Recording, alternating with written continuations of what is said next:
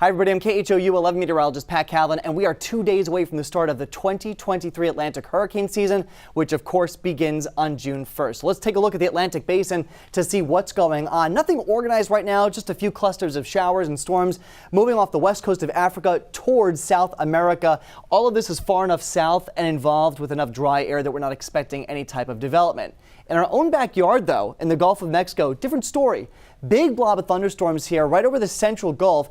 As we take a closer look with the wind profile, there's nothing really well organized at the moment. Maybe a small area of circulation on the back half, but it's pretty far removed from the greatest convection, so it's not very well organized. But anything this time of year over warm water temperatures bears close watching, and the water in the Gulf of Mexico is above that 80-degree threshold that you need for tropical development. In fact, water temperatures in a few spots are as high as the mid-80s. So let's take a look at the upper atmosphere. It's not super conducive to development. All of the green and the blue here indicates wind shear.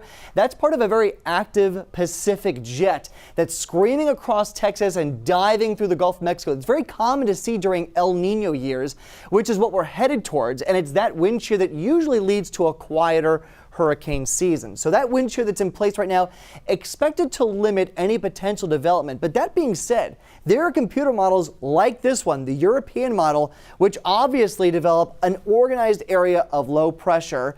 The question, though, is how organized does it become? How strong is it? Does not necessarily mean a tropical storm or a hurricane, but it is going to be a rainmaker for the Florida West Coast. In fact, probably the entire peninsula. So with all these factors in mind, the Hurricane Center not totally writing it off, giving it very low-end chances for development here as we go through the next week or so. Bottom line, this is not going to affect Texas. It's not going to affect Houston. It will be a big rainmaker for Florida, and it is a reminder that the start of hurricane season is right around the corner.